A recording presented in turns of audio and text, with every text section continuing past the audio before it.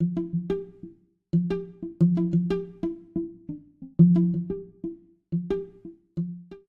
right, welcome to another episode of the Connected Podcast. The goal of the Connected Podcast is to connect you to people who have impacted and connected with people on this digital landscape. And I am blessed and continue to be honored to have people that I've known for periods of time who have done that. So today is no exception. I have someone that I have known, I'm afraid to say the years. We're going on 25 years, I think, at this point. I might be cutting off a couple.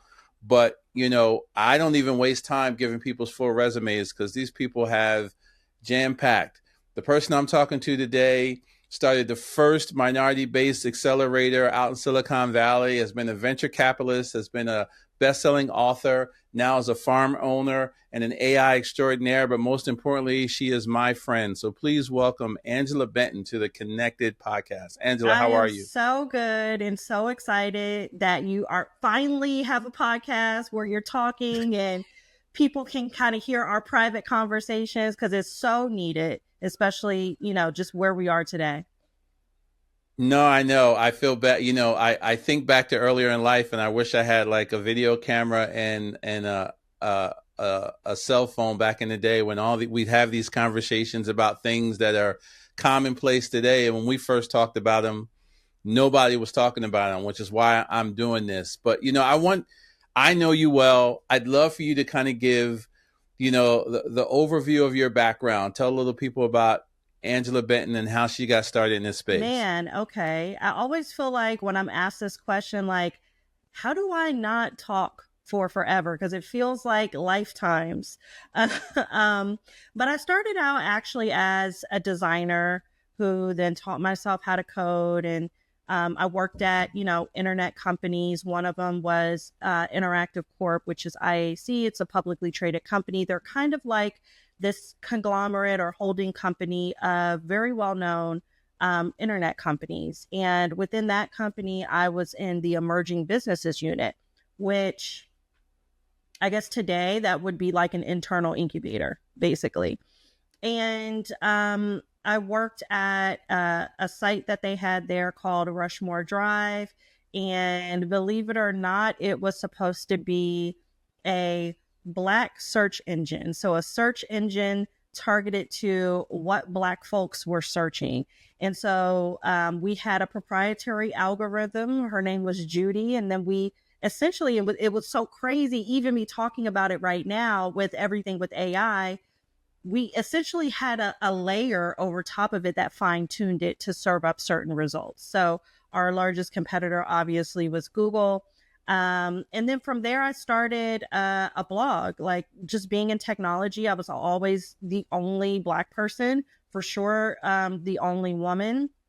And I just felt like, hey, there has to be more people like me that are out there that are technical, that love technology. And I started a blog, and it was during the Web 2.0 era. So I called it Black Web 2.0. And that was such a good time. It was such an era. We covered what was happening in the technology landscape from not just an African-American perspective, but we also covered what African-Americans were doing in the industry, what companies they were launching, what moves executives were making. And so it was a really big deal because there just wasn't a community like this at all at the time. And, this predates Twitter and a lot of other platforms. So, the conversation wasn't on like these real-time kind of platforms. It was all in the comments, boys and girls. And we had a lot of good times there, a lot of great conversations. And that also gave me the ability to partner with other companies like HP at the time. And we actually ended up building a lot of custom like branded apps for them that had social integrations. And so that was kind of an entree into me getting kind of back into product development and the product development side of it. So I've always kind of been a product person at heart. It's just kind of how my brain works. And then I ended up having an idea because as a news outlet, we were covering everything that was happening in tech. And as a result, we noticed, hey, all of these fundraising announcements Like nobody Black is in them, like ever. And why is that? And this was around the time I think Y Combinator had just started. So this idea of an incubator or an accelerator was very new. And I was like, hey, let me just start something. And I wrote a blog about it. I don't even think a lot of people know this. We didn't even really have a lot of plans for it. Like we had an idea of like what I wanted it to be, but there was no like kind of concrete mapped out plan for it. So the first step was really just, I'm going to put this out there, write a blog about it. And then kind of immediately we got, a ton of feedback, people that were interested in attending. And, we handpicked, I think about 8 people to go out there. And then we added kind of another crop that were local to the Bay Area as well, for a total of about 13 companies and founders. And we made our way to Silicon Valley as the first accelerator for people of color globally, right there in the belly of the beast. CNN picked it up. So we were a part of a documentary series called Black in America at the time, which really historically was a pivotal moment for minorities in tech, but just the diversity in tech movement. It was not really, how do I put this? It was not really a thing. It was individuals, usually people who were executives, like Ken Coleman, who was an executive at HP, who were doing the mentoring. And it was just like very one-to-one. And so for us to come to Silicon Valley and have, this national outlet of CNN filming a documentary, it opened a ton of doors for us. And even now, today, it's super interesting because I don't know how much I want to get into this, but the whole DEI clawbacks and everything that's happening right now, it's, particularly in tech, it's some of the same people that around that time, this was 2011, that wanted to support, that, were open to it. And now you kind of, the veil is lifted, right? True alliances, allegiances, and how people tend to view the world is actually exposed right now. So that's interesting and in a whole nother conversation. But that was a very, very fun time. We helped founders raise over $47 million in funding. I sold that company, and now today it's still operating as what is the name of the company? Lightship Boot Camp. And so I believe the total funding raised to date is like $150 million total. And I mean, that's something that is very dear to me because, again, it was just an idea. And like my role was really to put together the structures and make the connections. Like that legit was my role in Silicon Valley, and kind of be this intermediary where I'm connecting people to investors, to mentors, to advisors. And that was, just a pivotal time for my work, but it was very, very hard. And so after that, after selling the company, I was kind of just exploring, what do I want to do, for my next chapter. I wrote a book, was experimenting with content. And then I kind of came across the idea for my last company, which was called Streamlytics. And the whole idea of Streamlytics was really that these large internet companies use your data to actually power their algorithms, really their entire businesses, and you should actually be a part of that economic equation. And so we built a platform that essentially allowed people to get paid for their data. It was a highly, highly, highly technical company and concept that was well before its time. We raised a little over $4 million in funding. A lot of that was really from crowdfunding, which was also historical from my social media, as well. And so that company actually ended up closing because we weren't able to make or actually to raise additional funding. And for me, and especially to this day, I reflect on that a lot because, and this kind of informs my new and my next chapter, is, venture capital is not necessarily for everyone, every idea, everything. And venture capital can be powerful, but you truly have to understand the game that you're playing, and you have to understand the players who are in that game. And when I say that, I'm not just saying the actual individual people. You have to understand what their motives are. And it really is a game of strategy. And because of that, a lot of the investors that we have, particularly institutional investors, first of all, most of them were African American, which was awesome. But when you look at the African American landscape from an investor perspective, how many actually truly understand deep technology? One or two. But at the time, it was like zero. And so they truly just did not understand what we were doing with Streamlytics, which is, interesting to me, because it's like, if you could have held on for like 2 more years, it would have been good. But Streamlytics, we had, a lot of successes, because we were processing over 10 billion data points a month, which is a lot. And, we were a very small company. Like, we were made up of I think maybe 4 to 6 full-time employees, and all the rest were contractors, up to 25 folks. So a very small company to be doing those type of numbers. And then we had data from over 125 different countries, actually. So we were hugely successful in terms of the application, the software, the idea, but not with the investment side of it. And so there were other ways that I could have went to go about raising funding, but I decided not to. So many folks, a lot of our, I guess, institutional investors, they kind of pushed me to rely on crowdfunding. But my personal strategy, and I love crowdfunding, but my personal strategy based on my experience in the industry was always to de-risk the investment of Streamlytics for everyday people by marrying that with institutional capital. To me, that was a smart way to do it. And so it does not make sense to go out and just beg people for money every day when you got professional investors who know what you're trying to do, or can at least grasp it and de-risk the company. And so anyway, now I'm on to my next chapter, which is exciting and informed on all those different experiences.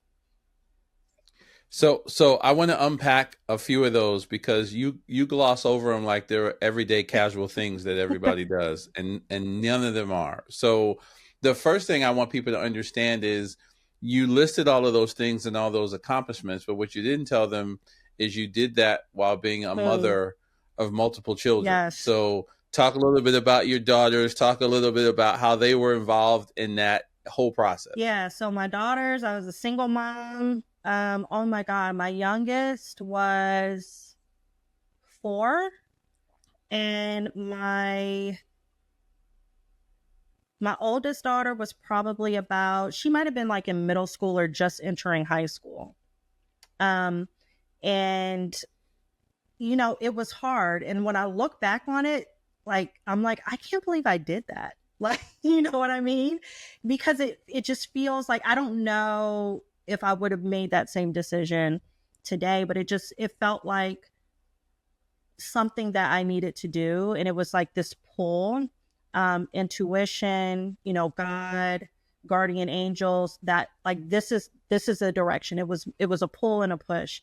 And so I did it. It was a huge leap of faith, for my family, and truly a lot of people don't really fully understand the, sacrifices that my family had to make, that I had to make in doing, all of this work.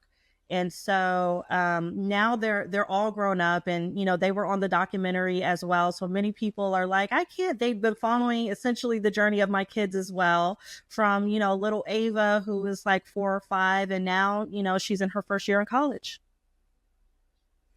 So it's you got me feeling old, because I remember when they were 4.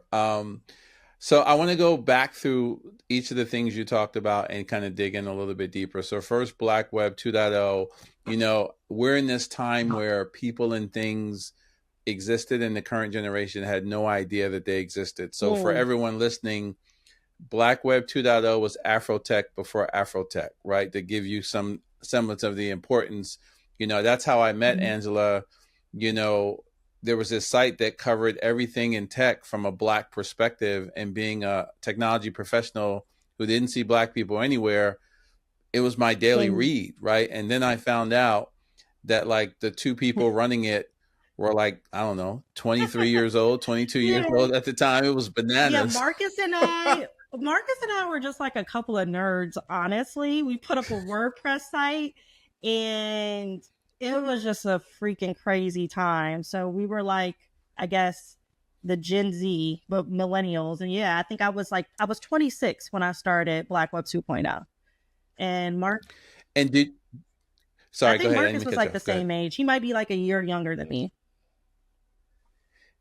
Did do you remember, you know, again when you talk about connecting people, do you remember if people ever came to you and talked about how having Black Web 2.0 kind of connected them to Hmm. technology?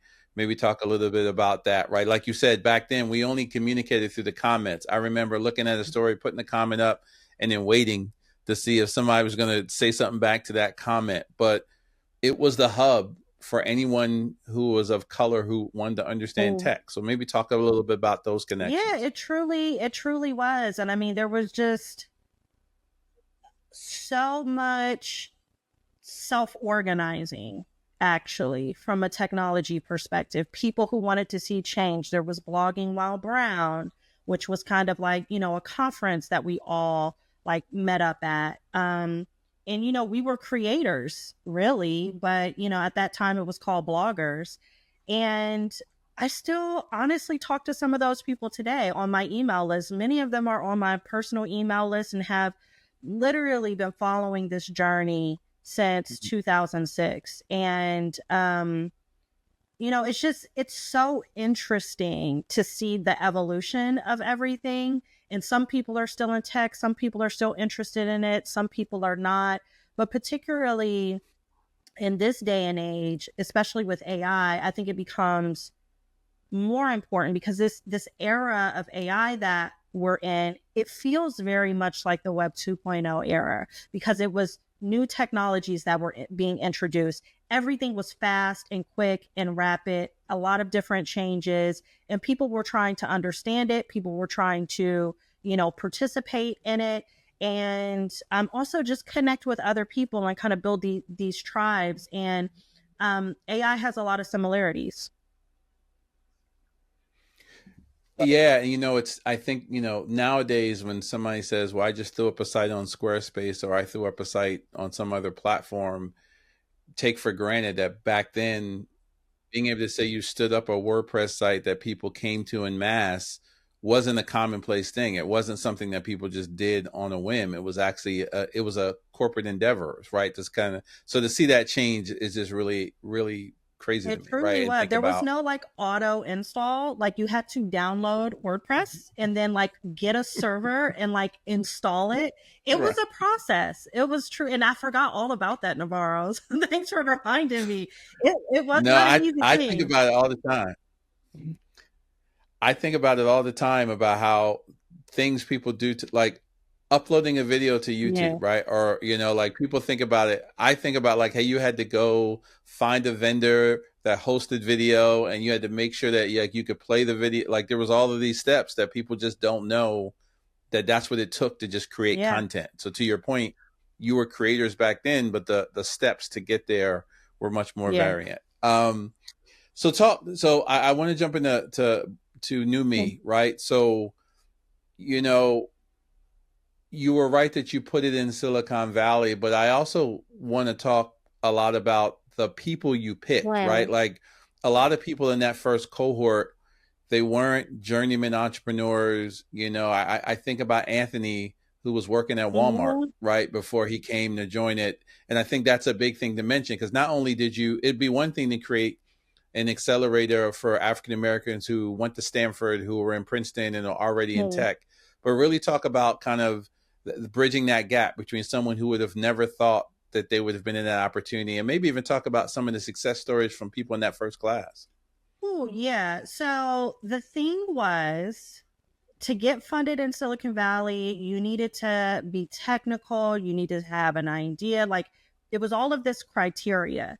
And so what was truly disruptive about what we did with NewMe was we didn't follow the criteria like a book. You know, we picked people who really it was very personal, who we believed in and who we felt like would be successful. And it was less about if they were able to execute from a technical perspective. And it was more about, hey, is there a baseline of intelligence? Like, why can't this person do XYZ because they didn't go to Stanford or Harvard or what have you? And so throughout the whole legacy of NewMe, that's really what we were about. We chose people that simply we just thought were smart and had a great idea that kind of fit into the landscape of what was going on in technology at that moment in time. And yeah, most everyone was not Ivy League grad. Like we had folks like Anthony who, you know, was at Walmart. We had folks like Chris Lyons, who is a partner now at Andreessen Horowitz. Chris was working at the Cheesecake Factory before he came to Silicon Valley, and we kind of connected him and put him into the ecosystem where he met Andreessen Horowitz and the like. And, you know, folks like Frederick Hudson, he was formerly, you know, incarcerated actually, and having him getting released and applying to the accelerator and then coming straight to Silicon Valley, you know? And so there were so many different stories like that. And truly, it was such a good time in my life. Like really, when I really look back at it and like when you start to think about sense of purpose and like why we're all here on the planet. And it really, like just my perspective, it really is about how can you contribute to others? How can you make the world a better place, kind of like in your own unique way? And that's what we were doing at NewMe.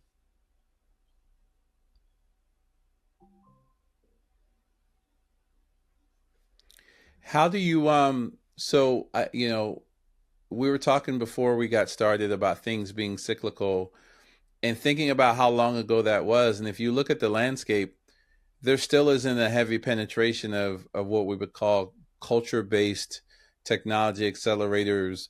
I mean, talk about why you think that is, and do we think there's still a need given the current landscape?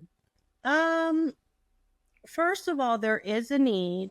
But so when I started NewMe, and I swear, when I start things, I have an idea for them and that's it. But what ends up happening with, for better or worse, this is actually kind of an annoying thing I do. I end up creating basically whole industries and verticals. And so we do have accelerators now because of the work that I did that are focused on people of color, African Americans, Latinos, like very specific types of accelerators for people who are underserved. So I do think there's a need, but I just don't think the approach is the same. Like I would not, if I were to do the same thing over, I would not do it the way that I did it. And so I think the way that we did it was a moment in time where, you know, it worked, where, you know, CNN was covering it. CNN was hugely credible at the time. And we had a award-winning journalist, Soledad O'Brien, coming to talk to Mitch Kapoor and Mike Arrington and, you know, the founder of TechCrunch and, you know, all of these different things that I don't think would be allowed today. Yeah, I really don't think would be, especially in the landscape that we're at in today, February 5th, 2025. No, that would not be allowed today. First of all, what I expect to happen and what's already started to happen is like all of the DEI pullbacks, but particularly for Silicon Valley, the powers that be complied because they were outnumbered by the influence and the reach of CNN. That's why they complied. I don't really ever feel like it was their true belief. Many of them. Some of them, it was their true belief, but it was more of an exercise of how do I be a part of this thing? And it's, you know, a train and it's moving and kind of how do I get on board or get steamrolled over? That's really what it was. at that moment in time. And now we're in a different moment in time. And so if someone were to go to Silicon Valley and do the same thing, I just don't think it's a smart playbook, because there was already somebody before that did it, where these individuals know exactly how to dismantle something, an institution, a movement, a community, something like that. When we were there, the whole concept was meritocracy, right? Like it was like, I always tell people that I got in technology because you can't argue with data, right? Like if you're in marketing or if you're in publishing, you can say you don't like it just because you don't like it. But in technology, I can show you data to back it up. Do you think that has become easier or harder for people of color in the technology age of today? It's so hard to say. I think it's easier if you know the game and you know the data points and you know the messaging, so that you can get in the right rooms. Because when you're raising money from investors, it's really a script that you're running. You're looking at how everyone else is raising money and you're adapting to that. You know how to respond. You know what your rebuttals are going to be. And that's essentially the training that we offered, within NewMe. But today, I think there are many extreme people, not to bring politics on it, but there are extreme people in all aspects of politics. The issue is some of these extreme people, they are the same people that were talking about meritocracy then in 2011. You know what I mean? The issue was they really didn't have a strategy. There was no organization, and we were kind of organized because we had this thing, CNN, with us at the time. Now, they're not going for that. Now, if you look at all the messaging, all you have to do is hop on X and follow all the tech bros, and it's the same conversation they were saying back then. I'm sure you remember, Navarro. Back then, they were saying meritocracy. Oh, it doesn't matter how you grew up. It's a matter of your intellect, blah, blah, blah. But see, now they're organized, right? Now they actually have more capital because of all the history of operating in Silicon Valley. Now they know how to play the game of politics with the right donations and super PACs, etc. That is why we have, a technocracy, essentially people in the government taking over the government. That is what is happening right now. So that's too far gone. The whole let me go to Silicon Valley and do it's not a viable route, I don't think, at this point in time. Yeah, and when you were talking about it, I think back to that first NewMe class, and I think it was just as much of an environmental education accelerator as it was a technology accelerator. And what I mean by that is teaching people how to navigate within the environment, right? Like I think about the first pitch session we had where no one came prepared to pitch, right? And all of those different things that are table stakes that come into that environment. And I think you're right. The biggest gap now is there is no room for that grace period today, right? Like you can't go there without having that. So I guess the question is, if we did it today, what would be different? Would it be in Detroit, in Compton, instead of in Silicon Valley? Like, how would you, how do you think, or with all the things you said, and I like techocracy. I mean, we might have to trademark that word if because that's dope. So how would you, how do we instruct people to do it today? Like if you were telling someone how they should do it today, how should they do it today? So personally, that's why I'm doing the work. Last week, I announced Heirloom Foundation. Heirloom Foundation, for folks that know me, I've always been kind of anti-nonprofit because I felt like nonprofits didn't move at the speed of business. And, but what I learned from that earlier viewpoint to today, going through crowdfunding, just the power of community, the power of self-organizing. I do think there's a way. And a part of what I am trying to do at Heirloom Foundation is empower people who want to make a different way forward in a variety of different ways. It could be products, it could be funding, it could be, really anything else. But I think we're at a point in time where we have to decouple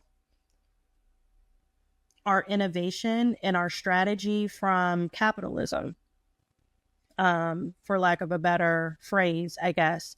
And for me, what that means is, the reason why Streamlytics could not continue was largely due to capitalism and some entity person, regardless of race, not fully understanding deep technology, not fully understanding what is required, and essentially to let all of the family of patents that we had developed die. It makes no sense from even an investor perspective, right? And that just gives you some perspective on the level of naivete that kind of existed, in the space, and does still exist, to this day. But we're not in too many power positions. You have Black folks that have funds, but there's not a common alignment for community and advancement. Now, many people might think that that is not true because you see people online and on social media talking about Black this, Black that, let's invest in this and raise the community up together. But what you also see concurrently is people building up their personal brands and their personal power base for their own personal gain. And so there are so many things wrong with the ecosystem now that kind of informs my viewpoint of, hey, we can still do amazing things, but the money's not going to come from these traditional ways of funding these things. So.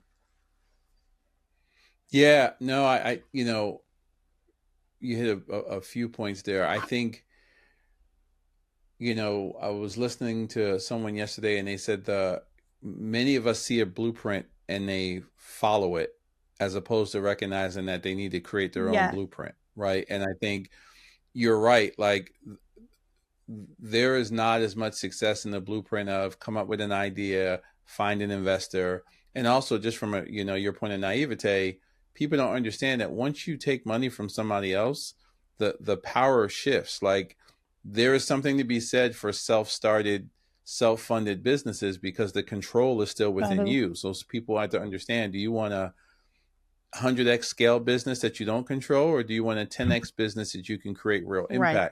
And I do think it sounds like that's what you're doing with Heirloom. I think there's an education there. Like, if you look at what's on social media, you think there's only one path to success when there's multitudes of paths to being successful. Absolutely. So, you did all of these things, but then in a moment you bought a farm, which is anti to everything we've talked about. So talk about the shift, talk about all the reasons why, and why it was important. Honestly, I bought the farm. I was living in Miami. It was great. Love Miami. Beautiful condo. But just life started changing. My mom had passed away unexpectedly. And I do feel like when things like that happen, it kind of makes you reevaluate your life, question like, what is important, in your life. And like, for decades, I have been working really, really hard, as a parent, as a daughter, as someone who wanted to break generational curses, in my family, which a lot of us do, you know what I mean? And for me, it just wasn't, I think that was the beginning of like this new era. It's so funny that you bring this up because I always take notes in my phone. And I was looking at old notes all the way back from 2021. And I started to see, this was even prior to when my mom passed away, but I didn't even realize it at the time. So for me, it felt like my mom passed away and, I'm working on Streamlytics. The landscape is changing. I'm feeling like investors are not getting it. You know what I mean? Even though we are making strides, we are growing, we have the numbers to prove it. Something wasn't clicking with the investors. And I think it was, from an investment standpoint, you have to pick investors who also truly understand like the game that you're playing, if it's a long-term game, if it's a short-term game. The problem with many investors of color, at least at that time, particularly the new investors that were coming in, they too are looking at this as a way of breaking generational curses and building up, wealth for themselves and for their families, generationally. And so because of that, the risk appetite is not necessarily there to invest in deep tech, right? To build an open AI and fund it for 10 years before you have a breakout success. That's not an option truly for us. And so, I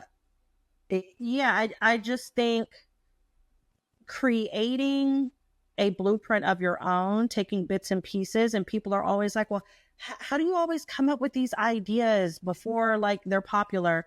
And it's really like, I'm very much a student. I just watch what's going on. I study other environments, other ecosystems, and I put things together and I connect dots. That's what I do. It's fun, actually, for me. It's kind of like a game. I don't try to take it too seriously, but when you are actually building something and it's successful, and then you have a change in your life where it kind of makes you reflect on, is this right for me? So that was kind of going on at the time. And then it was also this changing landscape with investors. And I just felt like it was the right thing for me to kind of do and almost incubate myself, if you will. And so that's kind of what I've been doing. The farm is amazing. I truly, I'm a breast cancer survivor. That's something I didn't bring up. So in the midst of all of this, I ended up developing breast cancer when I was 34 and went through chemo, went through radiation, and now I'm very much, like an advocate for personal well-being, personal wellness. And, as an entrepreneur, how do you balance that? So for me, the farm was really, okay, how can I create an environment for myself where I'm nurtured, I'm incubating, I'm creative, and, I don't have to ride down an elevator 50 floors to go outside to walk my dog. And there's this more connectedness with nature.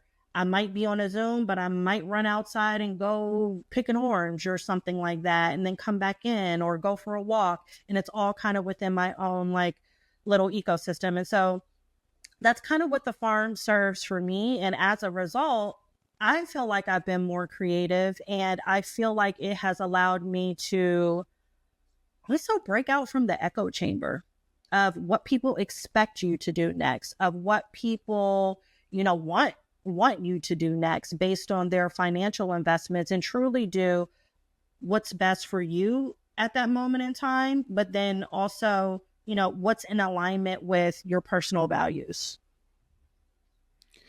Yeah. And I remember it was Pastor Darius Daniels, and when he talked about the blueprint, and he was aligning it to what he called an uncommon calling, right? Like when we have a calling to do things and have an impact in this world, and having the faith to deviate from the norm, right? Like to your point, if we think about the first half of your life, people would expect you to do X, Y, and Z because of the things you've done.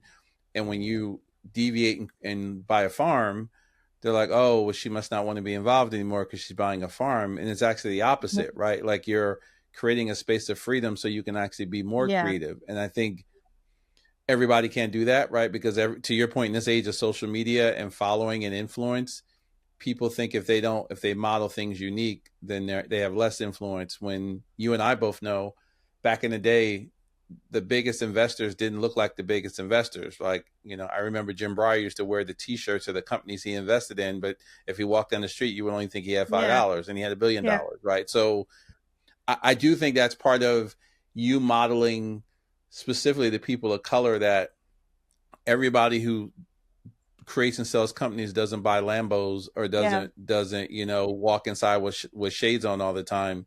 They find their peace, right? Like, because to your point about success, financial freedom is peace, right? So I think that's a great Yeah, example and there. it's so funny that you brought up, because that was actually one of my biggest lessons when we were in Silicon Valley, especially that first cycle, because we were all students and observing and just watching how things operated. And, you know, Mitch Kapoor coming to Mountain View to speak to the founders in, you know, a Prius. And it's like, oh shit, like he doesn't have a driver, like he doesn't, you know, and Right. seeing, you know, Mark Zuckerberg or somebody who was made wealthy off of Facebook driving a Prius with a personalized, you know, license plate, so that you know that's where their money came from. It's a different way of thinking. And because technology has gotten so popular, because of the movements that, you know, we all created,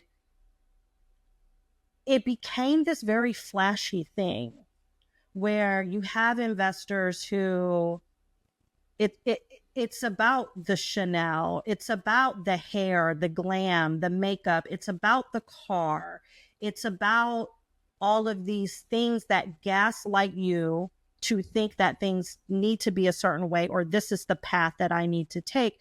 In reality, people who are 30 times more wealthy, that's not the game that they're playing. Actually, that's not the real game. That is a game that distracts you from the actual work, the creativity, the, you know, peace finding, I guess, if you will, or freedom finding, personal freedom finding, that everyone truly needs to do to go out there and create something world changing.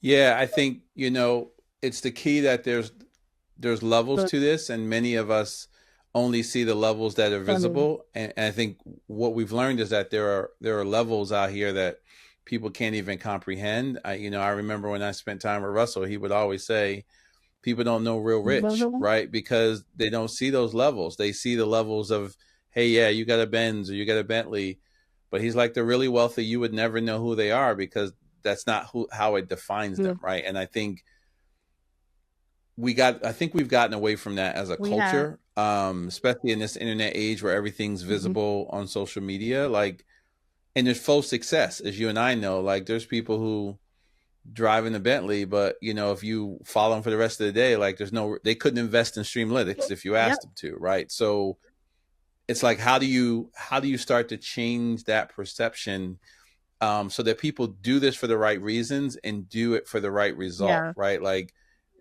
true freedom is being able to say, you know what, I'm gonna buy a farm, and it actually being in the realm of Right. reality. Like, you didn't have to, like, oh, I wonder what buying a farm looks like. You know what, I'm gonna buy a farm. And like you said, there's no one else in the history of your family who could have ever said, yo, I'm gonna buy a Right. farm. Right. So it's so true. And it's funny though, even because when I bought the farm, and the farm truly is a passion of mine, why there's so many lessons actually in the farm. Um, but I think the biggest lesson is creating the space for yourself to kind of be who you are. And so much of, like you said, social media is about what you put out there and what you portray. But quite frankly, child, I was tired of going to the design district or Ball Harbor every weekend and spending money, because it's like, for what? Like, for what? You know what I mean? Like, it gets old. It truly gets old. Right. And just having the land, it's like you're putting your hands in the dirt. Like, you're forced to do certain things. And I lost followers, you know what I mean, from that, because it's not sexy at all. But I figure, like, all right, the more I talk about the farm, good, like, leave, because we're actually not in alignment anyway. Um, and so, the farm also allowed me, after, Streamlytics and doing soul searching after that, we productized some products here on the farm, and, did the most basic level of entrepreneurship, or one of the most basic levels of entrepreneurship, which is, creating something and then selling it on Etsy, you know? And truth be told, that's where I got my confidence back to actually try something new again, was doing that and having people love the product that we were selling from the farm and all of the reviews and people just loving it. And that really helped me decouple, I guess, my success from Streamlytics. Like, it's not about Streamlytics. I could create everything and it would be the bomb, like, honestly. But when you're so wrapped up in your work, sometimes you lose sight of that. You know what I mean? Regardless of how much you accomplish.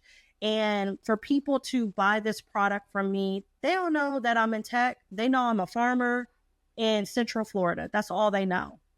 And for them to love it, so much of my life before that was being around people who were posturing, positioning to elevate their own influence.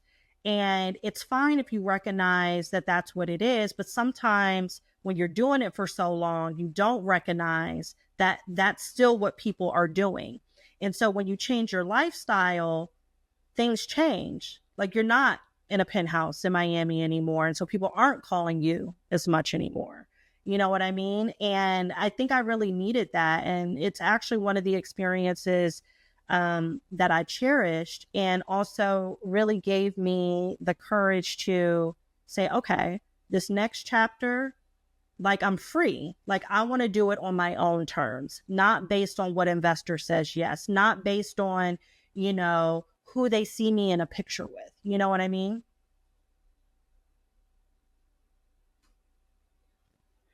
Yeah.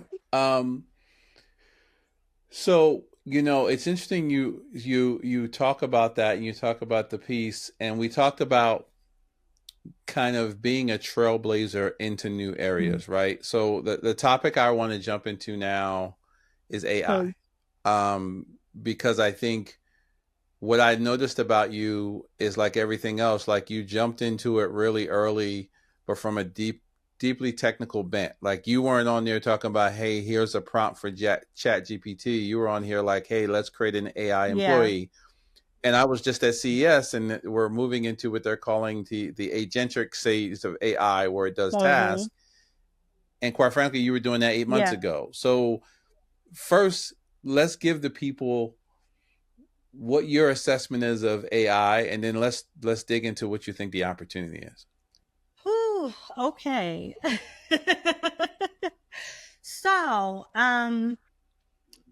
what I don't think many people understand about Streamlytics, which is largely because of the marketing and branding and how we positioned it. We very much positioned it as a data company, but it was positioned that way because we knew AI was going to need data. The issue was that it was too early for it. So because we had investors, we couldn't just tinker away and work on our tech, our deep tech. We had to figure out how to monetize it.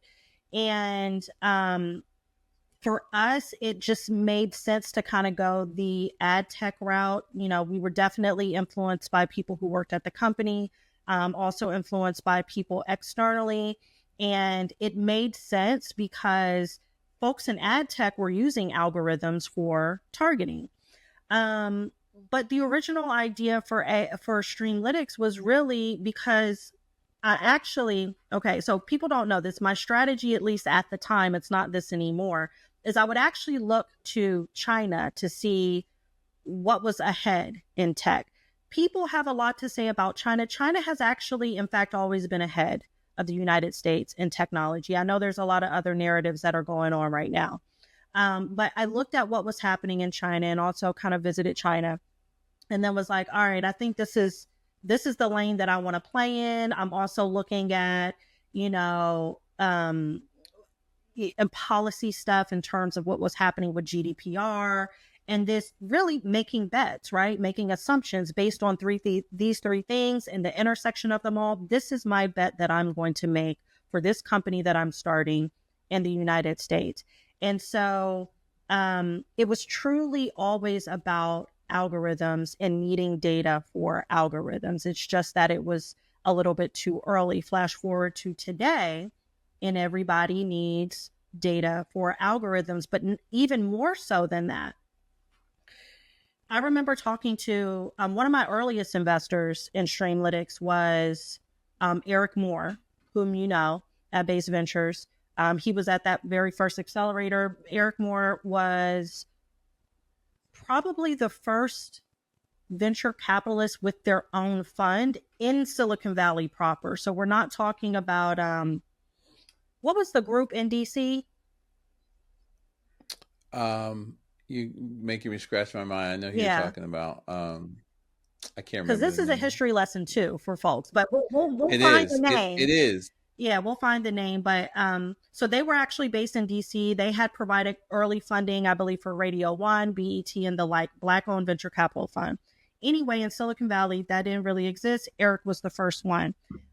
When I was telling Eric after I sold NewME, we were talking about what I wanted to do next. I was like, I just feel like people are going to need to, they're going to have to share their data with these external systems, but it's going to be like wireless, but you're going to provide access to it. And it sounded like this very futuristic thing, but essentially this is what is happening now with generative AI, and especially with agentic AI, which is coming up. And so, for a lot of the stuff that I'm working on now, it's informed from that whole year of me experimenting, right? So people are looking at, oh, she's on a farm, now she's doing content, now she's doing this, and it feels off base. But what I'm doing is I'm actually learning and I'm doing a deep dive. And I'm like, oh, this is similar to what we were doing years ago. And so then it becomes about, how do I make this digestible for people? Because this is going fast and people truly don't understand the world that they're going to wake up to. And that was, I hate to use the word fear, but it was a fear of mine. And partly why it was a fear is because also the landscape of social media, and you have all of these grifters essentially, particularly in the Black community, that are saying, oh, no, don't pay attention to AI. It's going to do this. It's going to do that. And I'm like, what you're really doing, you're setting a whole community back. That is what you're doing. So I'm like, what can I do? And that's why I started doing kind of the micro trainings and everything, and, teaching people how I use AI myself and how to build, an AI employee. And almost a year later, people are still actually purchasing that micro training. But what I'm really doing in that micro training is I'm teaching people how to actually interact with AI in the upcoming world, really. And this whole idea of prompting and what does that mean? And, how do I actually interact with it? And essentially, how do you fine tune it with your own data?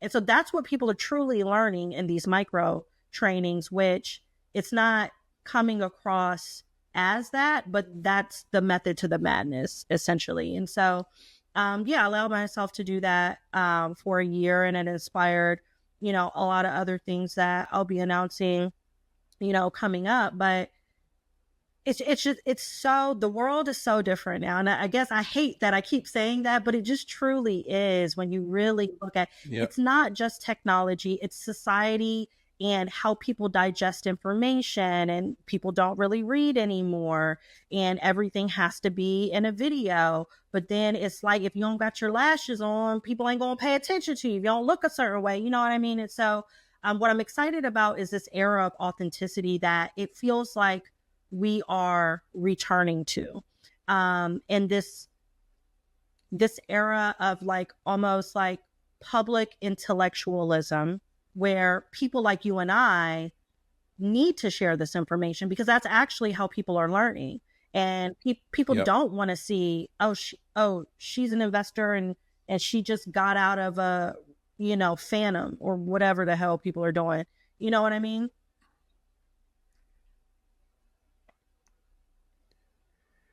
Well, you said a bunch of things that I wanted to go back to. So one is when you talked about the farm, and it's interesting how we're talking about, there's this whole thing about disposable assets versus appreciating assets that people don't understand, right? So you buy a Phantom, it depreciates the moment you pull it off the lot. You buy a farm, it appreciates the moment you put your feet on the ground, right? So so that inherently lies the disconnect, which is not a technical issue.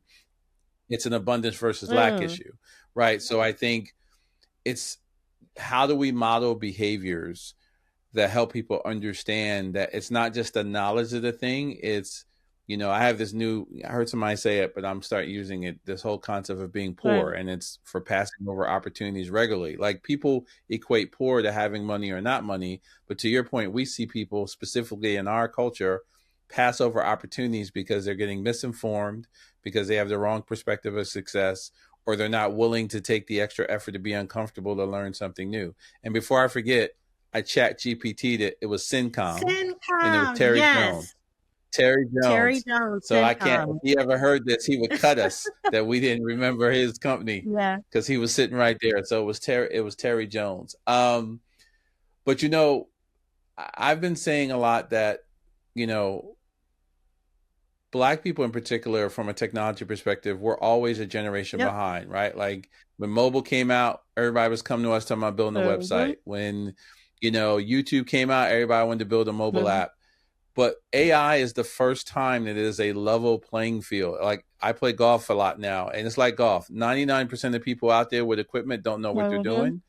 It's the same thing with AI. So it's like, I guess the question is, how do we communicate the level playing opportunity in the Black and brown community so that people play? To your point, I use the word tinker. Like, I think we don't have a tinker culture in Black and brown communities, because we're so afraid of looking like we don't know something that we don't want to explore something. So how do we change?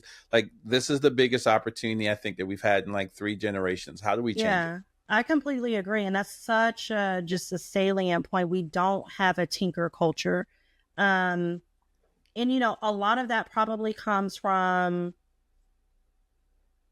just how we were brought to this country, like just our lineage and how we experience the world, where we probably were not allowed to tinker. You know what I mean? We needed to show up and look like we already knew everything.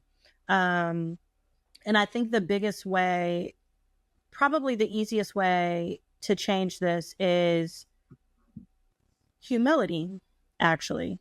I think it's going to take humility from a lot of different people, and I think people need to come together versus separate. We need to move from an individualistic society to a community-driven society where, I have a little following, but like, for real, I'm very much a builder. Like, I don't like creating content for algorithms. I like creating content to share my ideas. And that's, from my Black Web 2.0 days, like that is what's fun to me. But you do have people that truly understand the system of creating content for algorithms.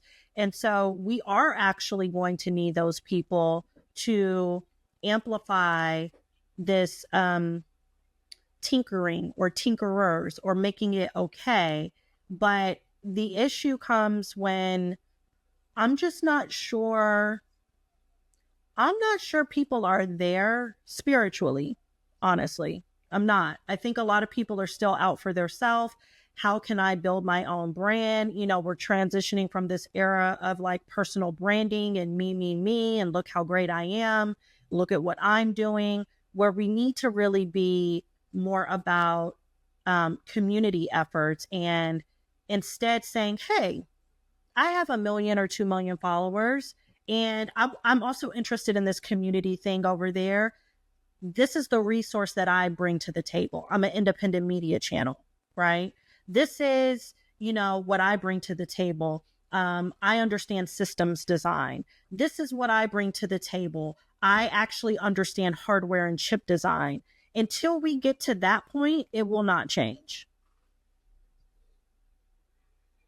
Yeah, no, you're right. I think, the spiritual part is really, is the key point. I think we have not solved the issue of lack. And when you don't solve lack, it doesn't matter whether it's AI, whether it's the web, whether it's mobile, that if you come to it from a position of, I'm trying to get what I'm lacking versus seeing the abundance and saying that there's so much opportunity. It doesn't matter if I call Angela and say, let's do this together. It doesn't matter if I call this other person, because there's just too much for one Right. person. And I think, you know, the key for us now is that when we started this conversation, we talked about barriers. Like, we're literally in the age where everyone has something in their pocket that they could start a company with tomorrow. But if you look at the numbers, that's not what they're using it for. They're using it to watch the other people so that they can feel worse about their situation and feel like they have more lack from a comparison model. So I agree. I think, how do we shift it? And you said something about the numbers. You know, I would say people don't realize, if you walked into a room to speak and there were 300 people in the room, you'd be like, wow, I'm ready to speak. But when you only have 300 followers on Instagram, you feel like it's a waste of time for you to create content. Like, there's a perspective problem. Yes, that is such a word. That is such a word. Yes. So I think, you know, people like yourself continuing to model that, you know, you can be a venture capitalist, you can be an entrepreneur, you can be a farm owner, you can be on Etsy, is important. And, you know, I just thought about it, like, it is a cultural thing, because Gary Vee does all of those things and people applaud him for it, right? He walks in with the t-shirt of the V Friends that he sold. He's on Whatnot selling plush dolls that he made, but he also runs a company. But to your point, the moment you get out of the penthouse and go to a farm, people think you're not successful anymore. Like, that's on us. It is. That's on us. It is. So, you know, I try to ask this question last for everybody who I have on this, because I firmly believe part of connecting is helping people dodge the bullets and escape the arrows that we all took over these couple of decades. If there is someone listening now and trying to figure out how to leverage what is going on in the world to create an opportunity for themselves to create those connections you talk about, like, what would you tell them? This is hard. I was going to say to start creating, but I think the word creator means something different nowadays. But I think it's probably start experimenting. I think people always feel like you said, like, and this is not from a Black thing. There's actually a lot of people who feel this way. Like, I don't have enough. I need this before I can do this. I need to do XYZ before I can actually reach this point.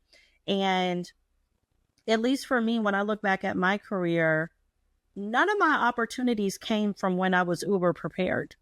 And I'm type A. Right. So I will, like, ask people who work for me, like, I try to get prepared for everything.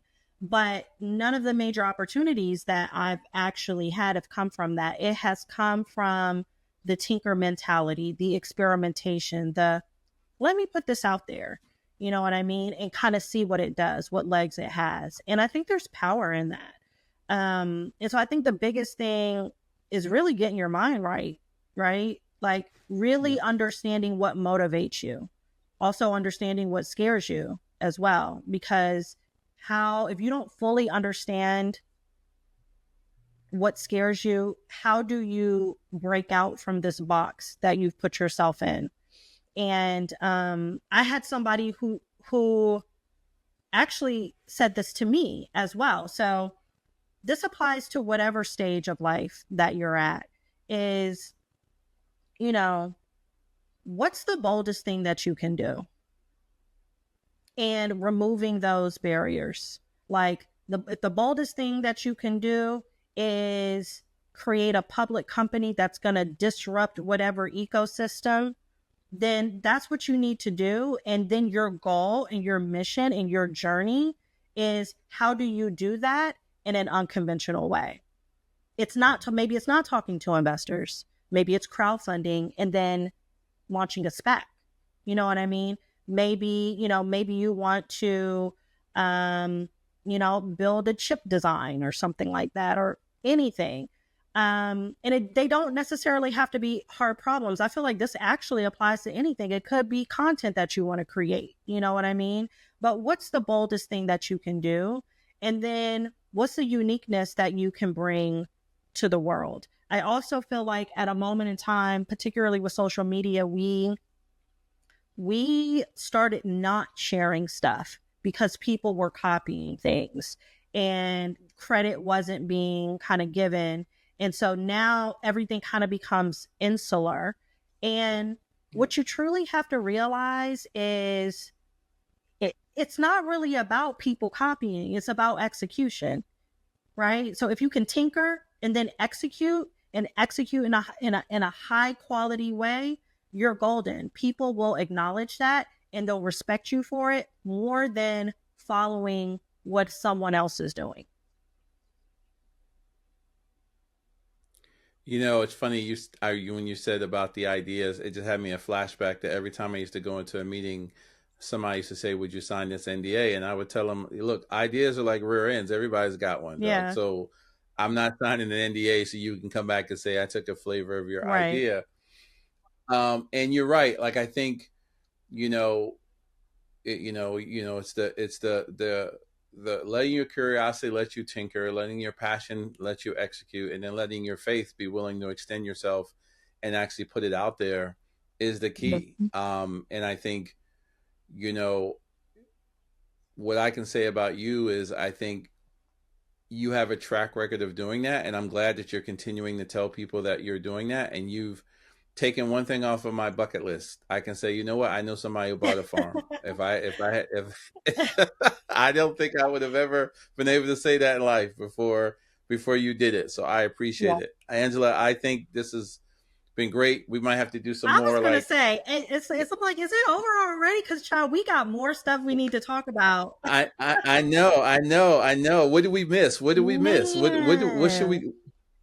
should we talk about? What should we, let's give them what they need. I never want to hold people too long, but I can talk all day. Yeah, but particularly this AI thing, people need to pay attention to it. I know it's scary,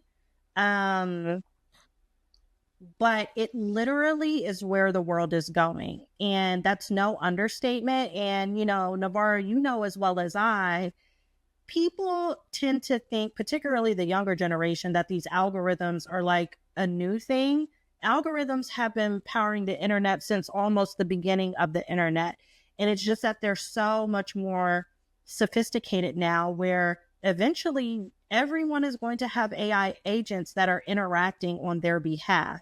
And so my biggest thing is, if you don't understand how that works, like, the moment is now. The reason why all of these companies can be trillion-dollar companies off of the backs of our own data is because they understand the game that they're playing, and the general public does not, And so we're now at a moment in time where it's critical for people who understand the game to build tools, software, etc., that are able to empower people and set us up long term. When in 10 years from now, we have agents running everything from us, it's like, oh, okay, this is why we needed that. This is why this person was talking about that, 10 years ago, or what have you. And another very, very, very fun, I think, exercise people can do is use your favorite AI tool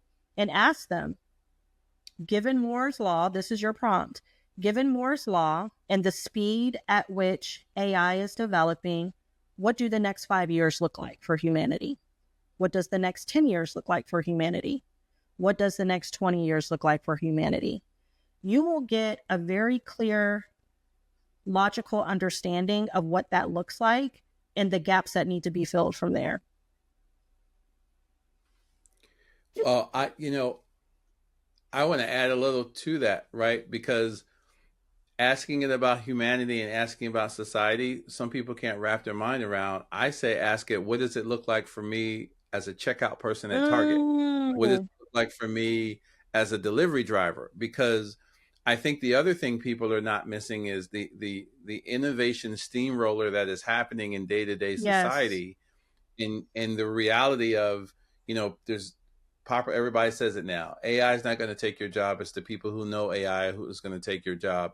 But also it's how do you take what is unique about the skill set you have and apply it to a current channel, Yeah. right? And I think that's where I see people missing. Like, this is the stuff I analyze. Like, we're talking about being in Florida, and I'd be driving down 429, and I'd stop at a Sun Pass to give change, and the person in the room was selling me a Sun Pass. So they're basically selling me the tool that is going to make their job obsolete, right?